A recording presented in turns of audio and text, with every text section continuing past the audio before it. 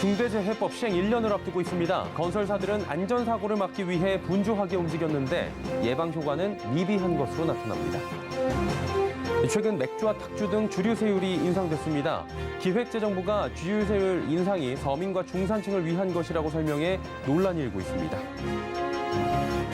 저출산 고령화 문제 더 이상 막연한 미래의 일이 아닙니다. 서울경제TV가 개국 15주년을 맞아 인구 위기 극복을 위한 해법을 찾아봅니다. 현대차가 글로벌 경기 침체 속에서도 역대급 실적을 기록하며 연간 영업이익 9조 원을 돌파했습니다. 센 경제라이브 출발합니다.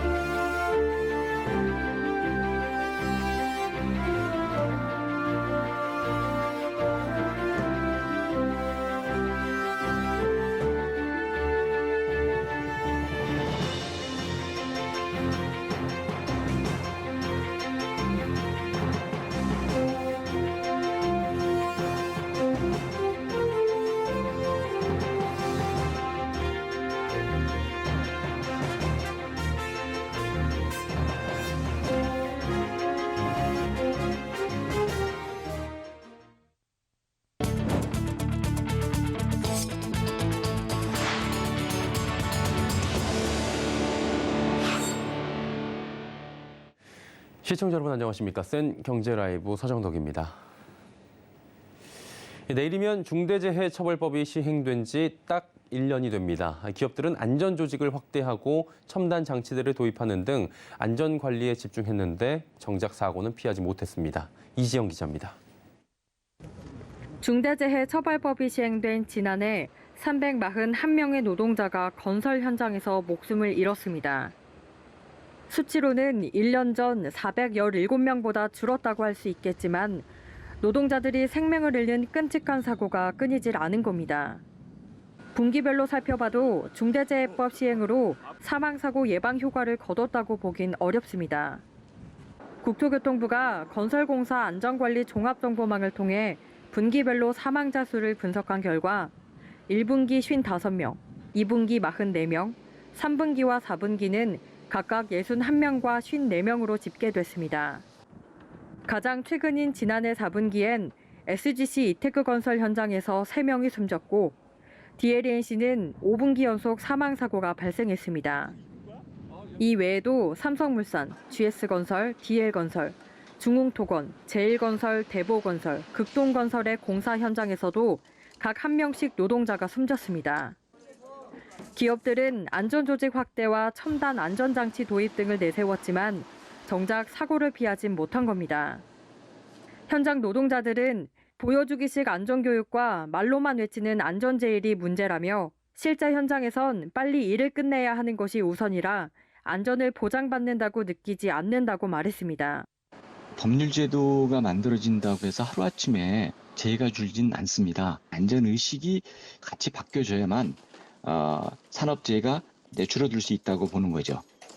한편 국토부는 사망사고가 발생한 건설 현장에 대해서 3월까지 특별점검을 진행할 계획이라고 밝혔습니다. 서울경제TV 이지영입니다. 기획재정부가 맥주와 탁주의 주유세율 인상이 중산층과 서민층을 위한 것이라고 설명해 논란이 일고 있습니다. 서민을 위해 최소 인상폭을 반영했다는 취지인데 고물가 속 눈치 없는 공치사란 비판이 제기됩니다. 이호진 기자입니다. 기획재정부는 지난 20일 시행령의 맥주, 탁주에 대한 세율 인상은 오히려 중산, 서민층을 위한 것입니다라는 제목의 보도자료를 배포했습니다. 앞서 오는 4월부터 주류에 대한 세금을 맥주는 리터당 30.5원, 탁주는 리터당 1.5원 인상한 데 대해 비판이 제기되자 내놓은 답변입니다. 현행법상 주류에 대한 세금은 종가세와 종량세로 나뉩니다. 종가세 주류인 소주, 와인 등은 판매 가격에 따라 세금이 정해지지만 맥주와 탁주는 종량세 주류로 분류돼 세율이 고정돼 있습니다.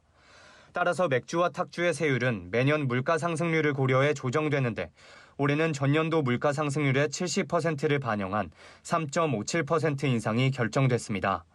정부 재량인 인상 조정 범위는 70에서 130%, 서민을 위해 최소 인상폭을 반영했다는 게 보도자료의 취지지만 이번 인상 비율과 인상액은 모두 종량세 도입 이후 최대 수준입니다.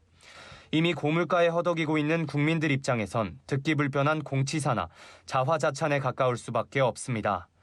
이참에 종량세 체제를 개편해야 한다는 지적도 나오고 있습니다.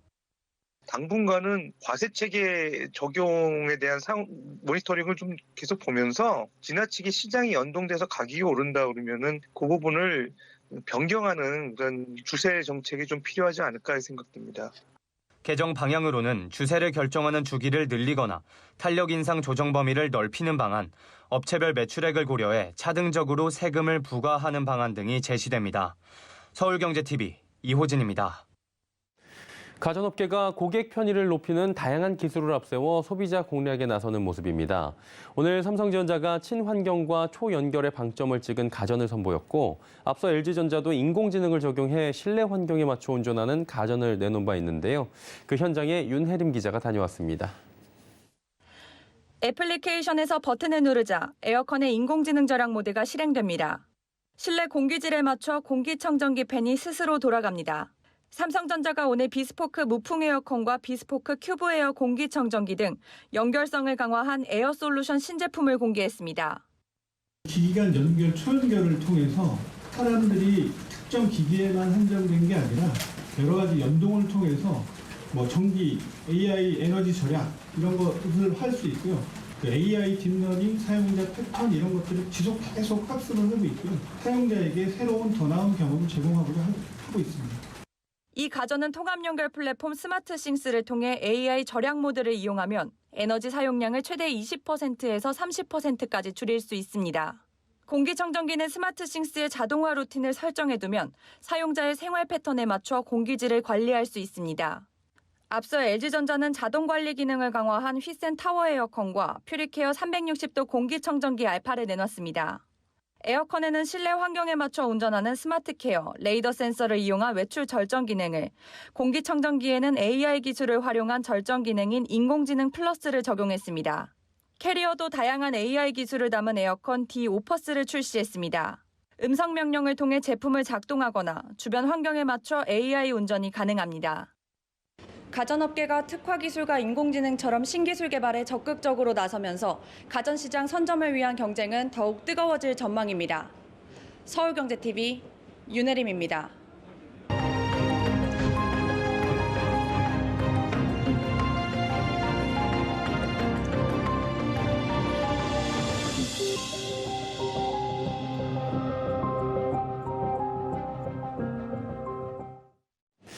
저희 서울경제TV가 올해 개국 15주년을 맞이해 인구 위기 극복을 위한 해법을 찾아보는 특별기획 인구절벽 성장의 시계를 돌려라를 시작하도록 하겠습니다. 이 저출산 고착화로 노동인구 부족, 또 세수 감소, 노인 부양비 증가, 또 인구 감소로 인한 지방 소멸, 국가 경쟁력 감소 등 하나하나 나열하기 어려울 정도로 사회, 경제적 문제가 발생할 것으로 예측이 되고 있습니다. 더 나아가 저성장을 넘어 마이너스 성장의 악순환도 우려가 되는데요. 자, 그렇다면 해법은 없는 걸까요? 오늘 그 첫 순서로 저출산 위기에 빠진 우리 사회를 진단해 보도록 하겠습니다. 성나균 기자가 취재했습니다.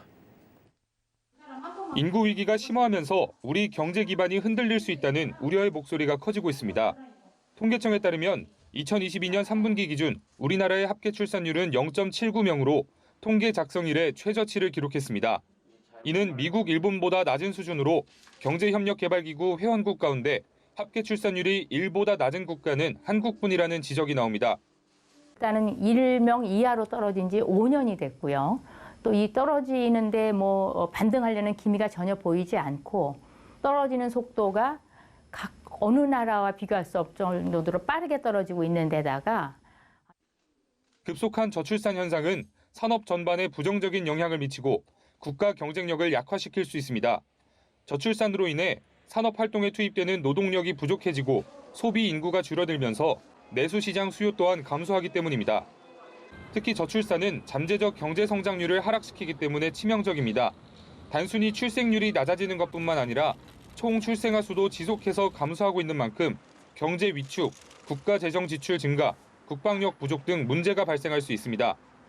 약 30년 후에는 인도네시아와 나이지리아 등 인구 대국의 경제 규모가 한국을 추월할 것이라는 전망까지 나오고 있습니다.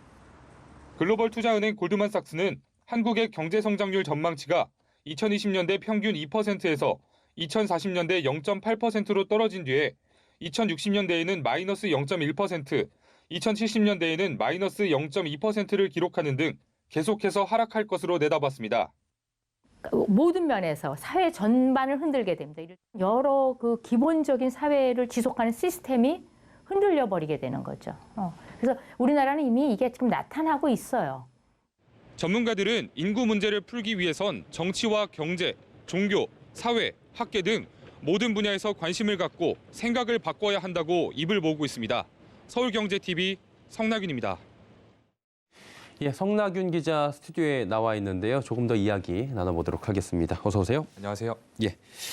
합계 출산율이 지금 계속 떨어지고 있죠. 이게 굉장히 심각한 것으로 알려지고 있긴 한데 어느 정도로 심각한 겁니까? 네, 일단 이 합계 출산율은 가임기 여성이 평생 아이를 낳을 것으로 예상되는 평균 출생아 수를 의미하는데요. 예. 우리나라는 세계에서 가장 낮은 수준입니다. 경제협력개발기구는 합계 출산율이 2.1명 이하인 국가를 저출산 국가로, 1.3명 이하인 국가를 초저출산 국가로 분류합니다. 우리나라는 2002년에 합계 출산율 1.18명으로 초저출산 국가에 진입한 이후로 20년 연속 초저출산 국가에 이름을 올리고 있습니다. 2018년에는 경제협력개발기구 회원국 중 최초로 합계 출산율이 1명 미만으로 떨어진 국가가 됐고 반등의 기미조차 없이 계속해서 떨어지고 있는 상황입니다. 저출산의 가장 큰 문제점이라면 인구가 태어나지 않았으니까 결국에는 이 아이들이 크게 되면 일할 사람이 없어진다는 겁니다. 그럼 우리 경제도 더욱 성장하는 길이 없어지는 거 아닙니까? 네, 맞습니다. 이 잠재 성장률이라는 개념이 있는데요. 이 잠재 성장률은 한 국가가 보유하고 있는 자본, 노동력, 자원 등 모든 생산 요소를 사용해서 물가 상승을 유발하지 않으면서도 최대한 이룰 수 있는 경제 성장률 전망치를 말합니다. 쉽게 설명하자면 자원을 최대한 활용해서 최대한의 노력을 기울였을 때 얻을 수 있는 성장치인 셈입니다. OECD는 우리 잠재 성장률에 대해서 현 상황이 유지된다고 가정했을 때 올해 1.8%를 기록한 뒤 2033년에는 0%대에 진입하고 2047년부터 2060년까지 마이너스를 기록할 것으로 내다봤습니다. 한국금융연구원, 한국경제연구원 등도 우리 잠재 성장률이 향후 10년 내에 급속도로 하락할 것이라는 부정적인 전망을 내놨습니다. 이에 대응하기 위해서 노동시장, 교육 등 각 분야에서 구조적인 개혁이 시급하다는 목소리가 나오고 있습니다. 이러한 인구 급감에 따른 후폭풍이 굉장히 거세지는 모습이잖아요. 이 지방의 경우에는 사라지는 도시 소멸 이런 얘기도 나오고 있는데 지역의 위기감은 더 클 수밖에 없겠죠? 네, 그렇습니다. 이른바 이 지역 소멸 위기가 코앞까지 닥친 상황에서 각 지역은 인구 양극화 해결을 위해서 각종 묘수들을 내놓고 있습니다. 경남의 기초자치단체들은 귀농 귀촌인 유치에 열을 올리고 있고 전북은 지방소멸대응기금 투자, 워케이션 거점 공간 조성 등 다양한 정책을 추진 중에 있습니다. 충청권에서는 대전의 문화 콘텐츠 개발, 공주시와 세종시의 행정통합 등의 대책이 제안됐습니다. 이 밖에도 지역의 지방자치단체들은 출산 장려 정책을 넘어선 새로운 해결 방안을 고안해내기 위해 역량을 집중하고 있는 모습입니다. 그리고 지금 문제가 연금의 고갈 속도가 점차 빨라지고 있다는 거잖아요. 연금 개혁도 짚고 넘어가야 될 것 같은데 지금 좀 논의가 이루어지고 있는 단계입니까? 네, 맞습니다. 이 한국개발연구원은 지난해 11월 국민연금이 2036년부터 적자로 전환하고 2054년에 완전히 고갈될 것으로 예상했습니다. 한국보건사회연구원은 같은 해 10월 국민연금이 현행대로 운영될 경우 2056년에 적립기금이 소진될 것으로 예측했습니다. 보건복지부는 오는 27일에 국민연금 기금 재정 계산 잠정 결과를 발표할 예정인데요. 정부가 개혁 의지를 분명히 밝혔고 지속 가능성을 위해 보험료율 인상이 필요하다는 공감대가 커진 상황인 만큼 해당 재정 추계 발표가 국민연금 개혁 논의의 시발점이 될 수 있을지 주목됩니다. 지금 심각한 상황인 거예요. 지금 하나하나씩 이야기를 듣고 보면 인구 절벽 현상을 해결하기 위해서는 그렇다면 어떠한 노력들이 더욱 필요할까요? 네, 이 다양한 제안들이 각계각층에서 제시되고 있습니다. 우선 이 인재 절벽을 해결해야 한다는 주장이 나옵니다. 사회를 이끌 인재 양성과 관리, 이를 넘어선 사회 전반적인 혁신이 필요하다는 지적인데요. 정부와 교육부는 지방의 대학과 지자체, 지역 산업계와 협업해서 지역 인재를 키워내는 지원 정책들을 내놓고 있습니다. 국토교통부는 도시 개발 시에 인구 산정 기준의 거주 인구뿐만 아니라 통학 통근과 같은 생활 인구 개념까지 도입하는 안을 검토 중입니다. 한편에서는 노인 일자리를 확충하기 위한 노력도 이어지고 있습니다. 보건복지부 소관 올해 예산은 지난해 본 예산보다 11조 7,063억 원 증가했는데요. 이 중 노인 공공일자리 예산은 총 1조 5,400억 원이 편성됐습니다. 노인 일자리 관련 예산이 증가한 만큼 약 6만 1,000개의 일자리가 늘어날 것으로 기대됩니다. 이 밖에도 정부와 민간이 손을 잡고 모든 역량을 집중해서 인구 위기를 돌파해야 한다는 목소리가 점차 커지고 있습니다. 전문가 의견 들어보겠습니다. 그래서 정부는 제도를 만들고 각종 법률 이런 걸 만들어서 이 저출산 고령 사회를 극복할 수 있는 사회 경제적 환경이 마련되도록 뒷받침을 해주는 거고, 또 민간에서 이제 할 일은 잘 국가가 정부가 하는 그런 정책에 대한 믿음도 가지고 또 좋은 사회를 마련하겠다라는 그러한 비전도.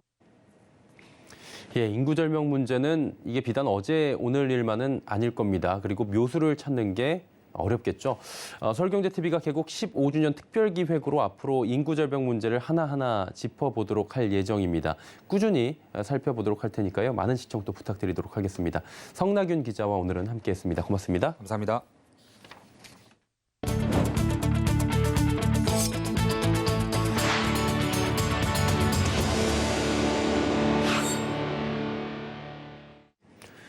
현대차가 지난해 처음 연간 영업이익 9조 원을 돌파하며 역대 최대 기록을 갈아치웠습니다. 글로벌 경기 침체 상황에서 거둔 성과라 의미가 더했는데요. 박세아 기자입니다. 현대차가 연결 기준 지난해 총매출 142조 5천여억 원, 영업이익 9조 8천여억 원의 사상 최대 실적을 거뒀습니다.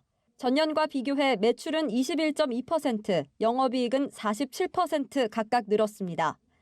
순이익은 전년보다 40.2% 증가한 7조 9천여억 원, 총 판매량은 394만 2천여 대로 집계됐습니다.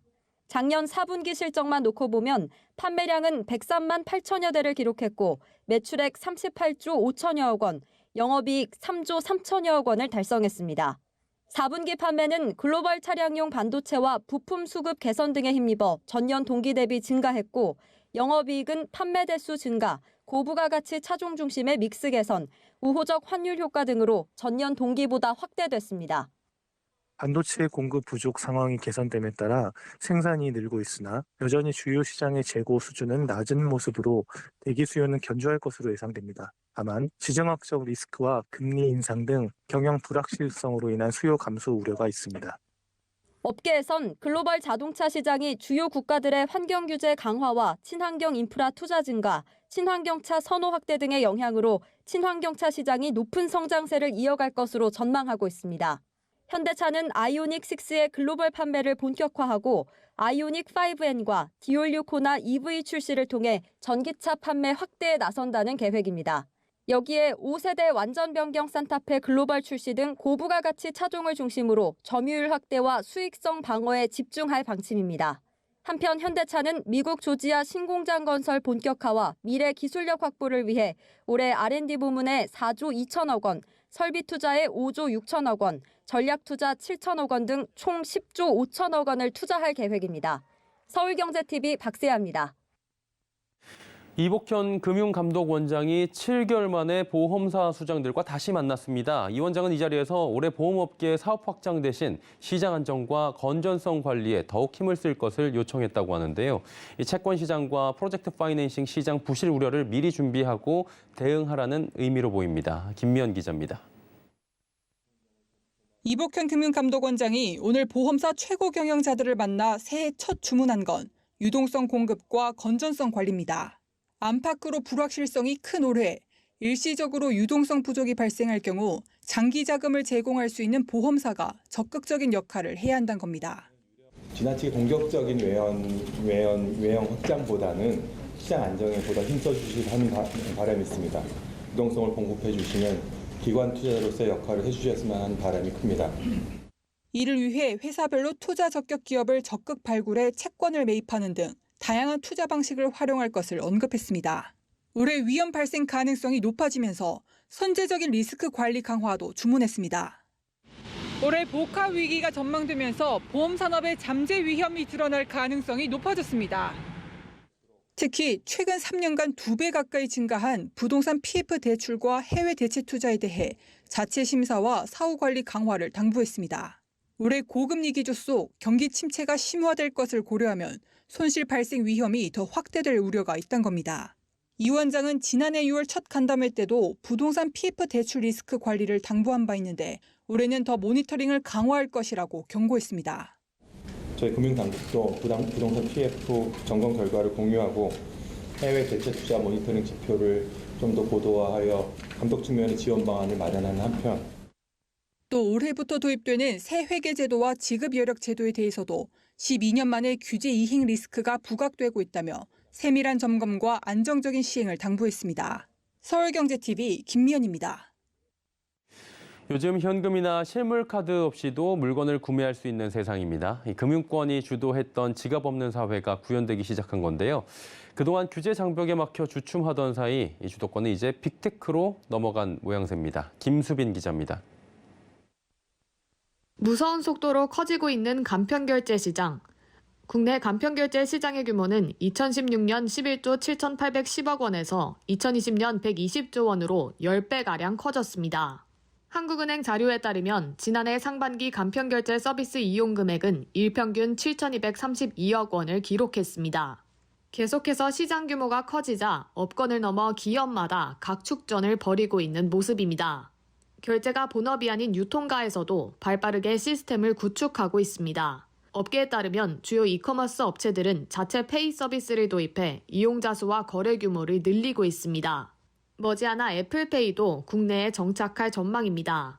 애플페이는 전 세계 70여 개국에서 서비스 중이어서 앞으로 국내 시장에 미칠 파장은 만만치 않을 것으로 보입니다. 국내에서는 네이버, 카카오페이 등이 아시아 지역에서 간편결제 서비스를 제공하고 있습니다. 이처럼 국내외 빅테크들이 발빠르게 해외 결제 시장까지 잠식하고 있지만 금융사들은 괄목할 만한 성과가 없었습니다. 최근에서야 규제 완화 기조가 이어지고 있지만 금융사들이 규제 장벽을 넘지 못하는 사이 국내외 빅테크들이 점유율을 더 확대하면서 입지가 더 좁아진 모습입니다. 이런 이유로 핀테크 플랫폼과 손잡아야 한다는 의견도 나오고 있습니다. 핀테크랑 협업을 하는 거죠. 내가 직접 하면 좋을 때도 있고 같이 하는 게 나을 때도 있고 이게 우리가 비교율이라는 얘기를 하지 않습니까? 자기가 더 잘하는 분야 이런 부분은 좀 더 집중하는 것도 괜찮고요. 금산분리 규제 완화로 사업 영역 확대에 숨통이 트인 금융권. 디지털 혁신의 일환으로 핀테크 기업들을 적극 탐색해 간편결제 시장에 자리 잡기 위한 돌파구를 모색할 것으로 보입니다. 서울경제TV 김수빈입니다. LG에너지솔루션이 내일이면 상장 1주년을 맞이합니다. 이에 우리사주 보호예수 해제일이 코앞으로 다가오며 오버행 우려도 나오는데 증권가에선 LG에너지솔루션에 대해 긍정적 전망을 내놨다고 합니다. 최민정 기자입니다. LG에너지솔루션의 우리사주 보호예수 해제일이 임박했습니다. 증권가에선 우리사주 보호예수 해제일이 일반적인 보호예수와 차이가 존재하기 때문에 오는 30일 전후로 예상된다고 설명합니다. 3조 8천억 가량의 물량이 풀리는 만큼 오버행 이슈를 둘러싼 수급 불안감도 커졌습니다. LG에너지솔루션은 상장 당시 우리사주 조합원 9,564명에게 주당 30만 원씩 총 815만 4,518주를 배정한 바 있습니다. 1인당 평균 2억 5천만 원 정도를 투자해 852주를 받아 직원 평균 2억 원 정도의 차익을 볼 것으로 추산됩니다. 오늘 LG에너지솔루션은 테슬라의 실적 호조에 7% 가까이 상승하며 직원들의 지갑은 더 두둑해질 전망입니다. 수급 불안감에 커졌던 공매도 잔고도 감소하는 추세입니다. 한국거래소에 따르면 LG에너지솔루션의 공매도 수량은 설 연휴 전과 비교해 절반 가까이 줄었습니다. 증권가에선 오버행 이슈가 있음에도 LG에너지솔루션의 투자 포인트가 훼손되는 건 아니라며 향후 전망이 밝다고 조언합니다. 3월에 IRA 시행령이 최종적으로 확정이 되면 그 과정에서 이제 그 제조 세액공제 관련된 수혜 규모가 좀 구체화될 거거든요. 그래서 그렇게 되면은 이제 실적 추정치가 좀 올라갈 가능성이 높아요. 그래서 오버행 이슈 해소되고 나면 그 이후에 LG에너지가 좋을 것 같습니다. 서울경제TV 최민정입니다. 생경제라이브 저희가 준비한 소식은 여기까지입니다. 편안한 저녁 시간 보내시길 바랍니다. 고맙습니다.